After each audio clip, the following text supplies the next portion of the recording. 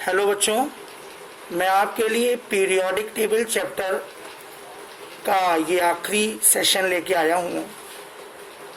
और इस आखिरी सेशन में हम लोग पीरियोडिक टेबल की कुछ बातों को शेयर करेंगे आपसे। सबसे पहले बात करते हैं आवर्तिता की या पीरियोडिसिटी की। पीरियोडिसिटी या आवर्तिता क्या है, या इसको हम पीरियोडिक टेबल क्यों कहते हैं, तो मैं आपको बता देना चाहता हूं। पीरियोडिक टेबल में एक डेफिनेट टाइम ड्यूरेशन के बाद, एक निश्चित समयांतराल के बाद तत्वों के गुणों की यानी एलिमेंट्स प्रॉपर्टीज की रिपीटिएशन होती है, पुनरावृत्ति होती है। जैसे आप पीरियोडिक टेबल में किसी भी पीरियड में जाएंगे तो किसी भी पीरियड का जो पहला एलिमेंट्स है, किसी भी पीरियड का जो फर्स्ट एलिमेंट है वो एल्कली मेटल्स है, क्षार धातु है, और जो आखिरी एलिमेंट्स है वो नोबल गैस है, या जिसको आप इनर्ट गैस कहते हैं, helium, neon, argon, krypton, xenon. और फर्स्ट पीरियड का, किसी भी पीरियड का जो पहला एलिमेंट है वो आपका एल्कली मेटल है, क्षार धातु है। फॉर एग्जाम्पल के लिए जैसे आप फर्स्ट पीरियड में जाएं तो हाइड्रोजन एल्कली मेटल्स में, और लास्ट में जाइए तो हीलियम। तो इस तरीके से अगर हम देखें तो यहां पर आप देखिए कि तत्वों के गुणों की रिपीटिएशन हो रही है। एल्कली मेटल से आप नोबल गैस तक जाते हैं किसी भी पीरियड में। मैं पीरियड की बात करूं तो जैसे आपको पीरियोडिक टेबल में फर्स्ट पीरियड में हाइड्रोजन है, और उसी पीरियड में जैसे आप लास्ट में जाएंगे तो हीलियम पे जैसे बात खत्म होती है तुरंत फिर आप सेकंड पीरियड में आ जाते हैं।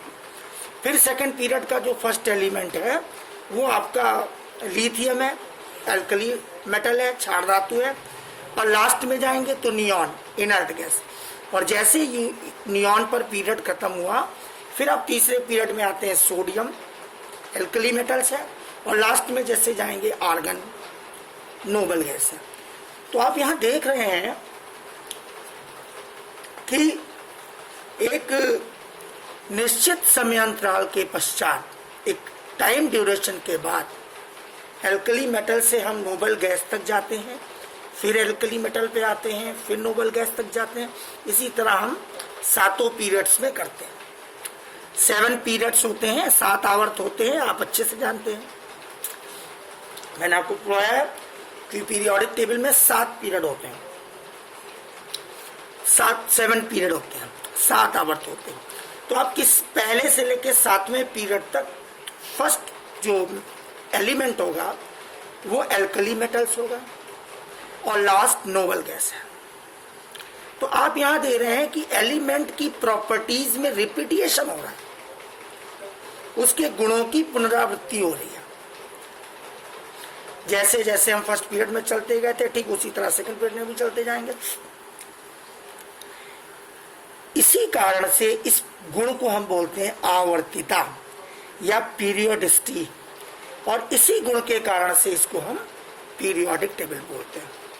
अब हम बात करें पीरियोडिक टेबल की कुछ फैमिली की, तो पीरियोडिक टेबल में जैसे एल्कली मेटल्स हैं जिसमें लिथियम, सोडियम, पोटेशियम ये सब आती है। एल्कली अर्थ मेटल्स हैं जिसमें बेरिलियम, मैग्नीशियम, कैल्शियम आता है। बोरान फैमिली है, कार्बन फैमिली है, नाइट्रोजन फैमिली है, ऑक्सीजन फैमिली है, हैलोजन फैमिली है, और इनर्ट गैस है। अब आपके प्रश्न में दिमाग में बात आती होगी कि ये सब फैमिलियां कहाँ हैं, तो मैं आपको बता देता चाहता हूँ पीरियोडिक टेबल के माध्यम से। जो पहला ग्रुप है वो एल्कली मेटल्स का ग्रुप है। जो दूसरा ग्रुप है वो आपका एल्केलाइन अर्थ मेटल है। बोरान फैमिली जो होती है वो पी ब्लॉक में आती है, 13वां ग्रुप है। कार्बन फैमिली भी पी ब्लॉक में आती है, 14वां ग्रुप है। नाइट्रोजन फैमिली भी पी ब्लॉक में आती है, ठीक है, इसका 15वां ग्रुप है। ऑक्सीजन फैमिली भी पी ब्लॉक में आती है, इसका 16वां ग्रुप है। और हैलोजन फैमिली भी पी ब्लॉक में आती है, इसका 17वां ग्रुप है। और नोबल गैस जो है या इनर्ट गैस है, ये भी पी फैमिली में, पी ब्लॉक में आती है। तो boron, carbon, nitrogen, oxygen, halogen, noble gas, ये सारे बी ब्लॉक में आते हैं। चाहे बोरान फैमिली हो, चाहे कार्बन फैमिली हो, चाहे नाइट्रोजन फैमिली हो, चाहे ऑक्सीजन फैमिली हो, चाहे हैलोजन्स हो और चाहे नोबल गैस हो, ये पी ब्लॉक में आते हैं। एल्कली मेटल्स और एल्केलाइन अर्थ मेटल ये एस ब्लॉक में आते हैं। और डी ब्लॉक के जो है उन्हें हम ट्रांजिशन एलिमेंट कहते हैं, ये मैं आपको पहले पढ़ा चुका हूं। अब हम लोग बात करते हैं सबसे पहले परमाणु त्रिज्या की, एटॉमिक रेडियाई की। परमाणु त्रिज्या किसे कहते हैं या एटॉमिक रेडियाई किसे कहते हैं? हिंदी में बोलते हैं परमाणु त्रिज्या और अंग्रेजी में बोलते हैं एटॉमिक रेडियाई। क्या है? किसी, आप जानते हैं जो एटम का स्ट्रक्चर होता है वो राउंड से स्फेरिकल होता है, आपको पता है उसमें एक न्यूक्लियस होता है। किसी एटम के न्यूक्लियस में प्रोटॉन और न्यूट्रॉन होता है, और जो इलेक्ट्रॉन होता है वो न्यूक्लियस के बाहर अलग अलग कक्षाओं में गोल गोल घूमता रहता है, गोल गोल घूमता रहता है। ये आप पहले पढ़ चुके हैं। तो प्रोटॉन पे पॉजिटिव चार्ज, इलेक्ट्रॉन पे नेगेटिव चार्ज है और न्यूट्रॉन पे कोई चार्ज नहीं है।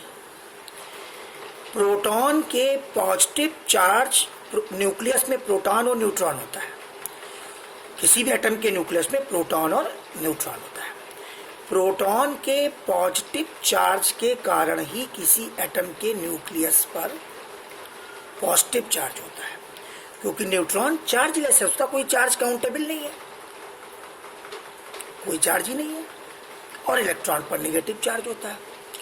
तो यहाँ पर हम बात कर रहे हैं एटॉमिक रेडियस की या परमाणु त्रिज्या की। तो परमाणु त्रिज्या किसको कहते हैं? किसी एटम के न्यूक्लियस से लेकर के, अब अगर हम बात करें तो एटम का न्यूक्लियस सेंटर में होता है छोटा सा, प्रोटॉन, और जो आउटर मोस्ट सेल है, सबसे बाहर वाली जो कक्षा है, तो किसी एटम के न्यूक्लियस से आउटर मोस्ट सेल के इलेक्ट्रॉन की जो डिस्टेंस होती है, फिर से सुनिएगा, किसी परमाणु के नाभिक से लेकर उसके बाह्यतम कोश में स्थित इलेक्ट्रॉन के बीच की दूरी को, न्यूक्लियस और बाह्यतम कोश का इलेक्ट्रॉन की दूरी को हम बोलते हैं परमाणु त्रिज्या या एटॉमिक रेडियस। इंग्लिश में इस बात को यूं कह सकते हैं, distance between nucleus of atom and electron in outer most shell known as atomic radius. Outer most shell में जो, चाहे आप उसको आउटर मोस्ट सेल भी कह सकते हैं, आउटर मोस्ट सेल से जो एटम के न्यूक्लियस तक की डिस्टेंस है उसे हम बोलते हैं atomic radius. Outer most shell मतलब किसी एटम का सबसे बाहरी वाला कोश, सबसे बाहर कोश। बाह्यतम कोश हिंदी में बोलते हैं, अंग्रेजी में बोलते हैं आउटर मोस्ट सेल। तो किसी एटम का आउटर मोस्ट सेल का मतलब हो गया सबसे बाहर वाला कोश। तो सबसे बाहर वाले कोश में जो इलेक्ट्रॉन है, उस इलेक्ट्रॉन से लेकर के किसी एटम के न्यूक्लियस तक की जो डिस्टेंस है, ठीक है, distance between electron in outer most shell and the nucleus of atom known as atomic radii, या इसे हम परमाणु त्रिज्या कहते हैं। अब ये परमाणु त्रिज्या में आपको कुछ त्रिज्याएं पढ़नी पड़ेंगी, जैसे पहले कोवैलेंट रेडियस है, सहसंयोजक त्रिज्या, ये कोवैलेंट रेडियस क्या होती है, सहसंयोजक त्रिज्या क्या होती है। मैं आपको परमाणु त्रिज्या के कुछ प्रकारों की बात बता रहा हूँ। कोवैलेंट रेडियस या सहसंयोजक त्रिज्या ये क्या होती है। Single bond, double bond, triple bond आप जानते हैं। सिंगल बॉन्ड का मतलब होता है इलेक्ट्रॉनों के बीच एक एक इलेक्ट्रॉन की शेयरिंग। जब दो एटम्स के बीच एक एक इलेक्ट्रॉन की शेयरिंग होगी तो वहां सिंगल बॉन्ड लगता है। जब एटम के बीच दो दो इलेक्ट्रॉन की शेयरिंग होगी तो डबल बॉन्ड लगेगा, और जब एटम के बीच तीन तीन इलेक्ट्रॉन की शेयरिंग होगी तो ट्रिपल बॉन्ड लगेगा। तो कोवैलेंट रेडियस का मतलब होता है सिंगल बॉन्ड से जुड़े एक ही तत्व के, मान लीजिए कोई एक एलिमेंट है, उसके दो एटम सिंगल बॉन्ड से जुड़े, तो दोनों एटम के न्यूक्लियस के बीच की दूरी जितनी है उसका आधा कोवैलेंट रेडियस हो गया। कोवैलेंट रेडियस का मतलब ये होगा किसी एलिमेंट के दो एटम जो सिंगल बॉन्ड से जुड़े हैं, उन दोनों एटम्स के न्यूक्लियस की बीच की दूरी का जो आधा होगा वो होगा आपका कोवैलेंट रेडियस या सहसंयोजक त्रिज्या। अब बात आती है वॉन डेर वाल्स त्रिज्या। ये भी एक प्रकार की रेडियस है। वॉन डेर वाल्स त्रिज्या में क्या होती है, किसी मोनो एटॉमिक गैस यानी एक परमाणु गैस, जैसे H, हम H2 लिख देंगे तो डाई एटॉमिक गैस हो जाएगी, क्योंकि H2O2 डाई एटॉमिक गैस, लेकिन O मोनो एटॉमिक गैस। तो मान लीजिए कोई मोनो एटॉमिक गैस है, उस मोनो एटॉमिक गैस में जो एटम्स पास पास है, उन दोनों एटम्स के न्यूक्लियस के बीच की जो दूरी है उसका आधा जो होता है वो वॉन डेर वाल्स त्रिज्या होती है। सेम यही बात जब हम क्रिस्टल के लिए करेंगे तो वहां पर ये जो दूरी होगी, अब क्रिस्टल के लिए अगर हम कहेंगे तो क्रिस्टल में मान लीजिए कोई क्रिस्टल है, किसी मेटल का क्रिस्टल है, किसी धातु का क्रिस्टल है, तो उसके एटम के दोनों एटम, मान लीजिए दो एटम्स हैं, कोई मेटल का जालक है, मान लीजिए उसके दो परमाणु हैं, उन दोनों परमाणुओं के नाभिक के बीच की दूरी का आधा वो आपका क्रिस्टल रेडियस हो गया। ठीक यही बात आयनिक रेडियस में भी हम अगर कहना चाहें तो आयनिक रेडियस क्या होता है, किसी पॉजिटिव आयन या नेगेटिव आयन के न्यूक्लियस से आउटर मोस्ट सेल तक की जो दूरी होती है उसे हम आयनिक रेडियस कहते हैं। समझ गए मेरी बात को, मेरी समस्या आप लोग। किसी पॉजिटिव आयन या किसी नेगेटिव आयन के न्यूक्लियस से लेके आउटर मोस्ट सेल तक की जो दूरी होती है उसे हम कहते हैं आयनिक रेडियाई या आयनिक त्रिज्या। अब हम कुछ एक बात आपको बताना चाहेंगे, इसमें इम्पोर्टेंट बात है कि आपको ये कुछ गुणों में चेंजेस भी पता होने चाहिए। मैं बता दूंगा आपको, एक मिनट।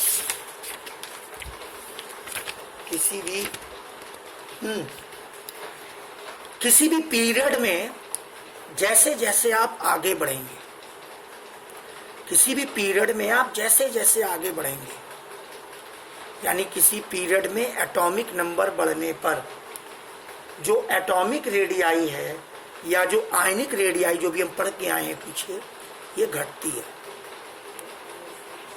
किसी पीरियड में जैसे जैसे आप आगे बढ़ेंगे एटॉमिक नंबर बढ़ेगा, एटॉमिक रेडियाई और आयनिक रेडियाई घटती है।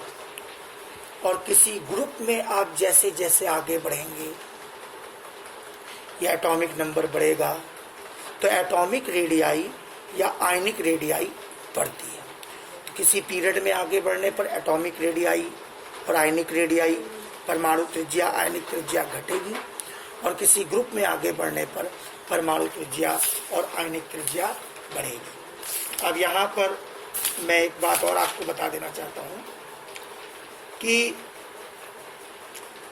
अगर हम बात करें कि अगली चीज की हम बात ये करते हैं इसके बाद, एटॉमिक रेडियाई के बाद। अब बात आती है आयनन विभव या आयोनाइजेशन एनर्जी। क्या होती है? किसी गैसियस एटम के, मान लीजिए कोई गैसियस एटम है और उसके आउटर मोस्ट सेल से एक इलेक्ट्रॉन को बाहर निकालने के लिए जितनी एनर्जी की जरूरत होगी, फिर से समझ लीजिएगा, किसी गैसीय परमाणु के बाह्यतम कोश से एक इलेक्ट्रॉन को बाहर निकालने के लिए जितनी ऊर्जा की आवश्यकता होती है उसे हम आयनन ऊर्जा या आयनन विभव कहते हैं। इंग्लिश में हमारी इस बात को समझे, आयोनाइजेशन एनर्जी या आयोनाइजेशन पोटेंशियल को, तो the minimum energy required to remove an electron from the outer most shell या valence shell of any isolated gaseous atom. किसी आइसोलेटेड गैसियस एटम के जो बैलेंस सेल है, जो बैलेंसी में हमेशा बैलेंसी में पार्टिसिपेट जो करेगा वो आउटर मोस्ट सेल ही करता है। जुड़ने में एक एटम जब दूसरे एटम से जुड़ता है तो हमेशा आउटर मोस्ट सेल के ही इलेक्ट्रॉन आपस में जुड़ते हैं, तो उसे हम बैलेंट सेल कहते हैं। तो किसी गैसियस एटम के बैलेंट सेल से यानी बाह्यतम कोश से, आउटर मोस्ट सेल से एक इलेक्ट्रॉन को रिमूव करने के लिए जितनी मिनिमम एनर्जी रिक्वायर्ड होती है उसे हम कहते हैं आयोनाइजेशन पोटेंशियल या आयनन विभव। अब अगर हम बात करें तो किसी पीरियड में हम जैसे जैसे आगे बढ़ेंगे आयोनाइजेशन पोटेंशियल बढ़ता है, और किसी ग्रुप में हम जैसे जैसे आगे बढ़ते हैं या किसी ग्रुप में जैसे जैसे एटॉमिक नंबर बढ़ेगा तो आयोनाइजेशन पोटेंशियल घटता है। अब मैं बता दूं कि आयोनाइजेशन पोटेंशियल को इफेक्टेड कौन कंट्रोल करता है। तो आयोनाइजेशन को, पोटेंशियल को या आयनन विभव को प्रभावित करने वाले कारक कौन कौन से हैं? एक तो nuclear charge, effective nuclear charge, प्रभावी नाभिकीय आवेश, दूसरा एटम का साइज, और तीसरा वैलेंट सेल द्वारा इलेक्ट्रॉन को ग्रहण कर जो किया गया है, वैलेंट सेल द्वारा ग्रहण किया गया उपकोष, संयोजी कोष द्वारा ग्रहण किया गया उपकोष, वैलेंट सेल द्वारा गेन किया गया सबसेट, और सबसेल के कितने ऑर्बिटल पूरे भरे हैं और कितने ऑर्बिटल आधे भरे हैं।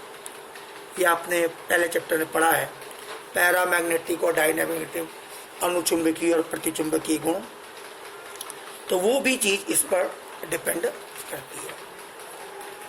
अब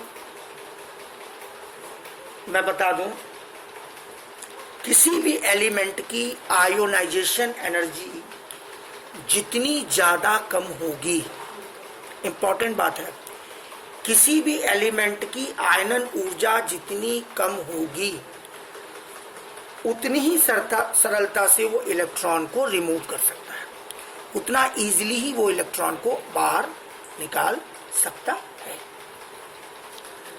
अब हम लोग बात करते हैं विद्युत ऋणात्मकता की, इलेक्ट्रोनिगेटिविटी।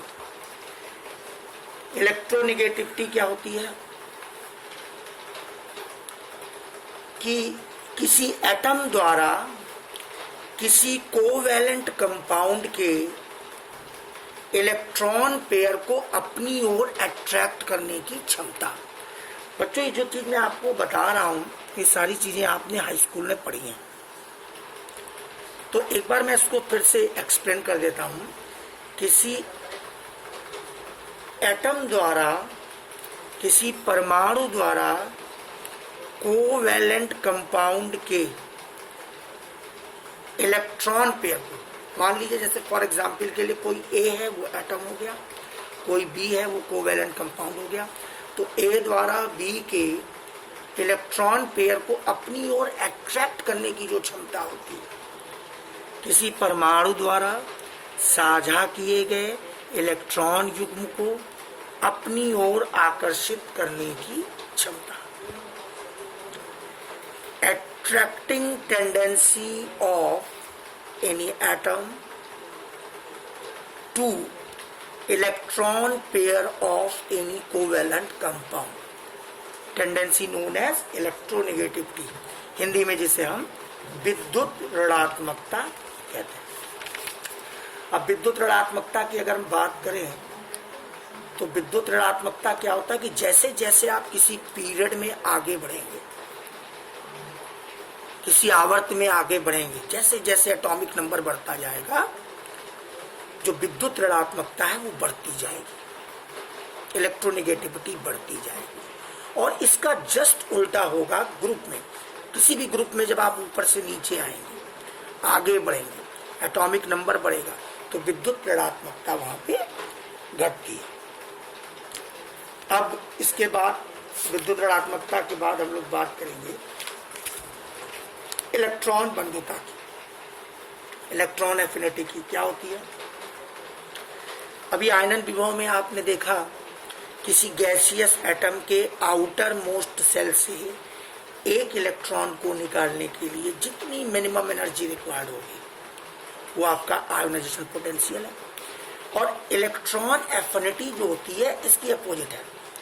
किसी आइसोलेटेड गैसियस एटम के आउटर मोस्ट सेल में, अब यहाँ पर इलेक्ट्रॉन निकालेंगे नहीं, किसी आइसोलेटेड गैसियस एटम, किसी विलग गैसीय परमाणु की, किसी गैसियस एटम की, मतलब किसी गैस के एटम की, गैसियस एटम और गैसीय परमाणु मतलब किसी गैस का परमाणु, किसी गैस का परमाणु। तो किसी गैसियस एटम के आउटर मोस्ट सेल में एक इलेक्ट्रॉन, अब यहां निकलेगा नहीं, किसी गैसियस एटम के आउटर मोस्ट सेल में एक इलेक्ट्रॉन जोड़ने पर जो भी एनर्जी रिलीज्ड होगी, मुक्त होगी, the energy released when an electron is added to an isolated gaseous atom called electron affinity of the element.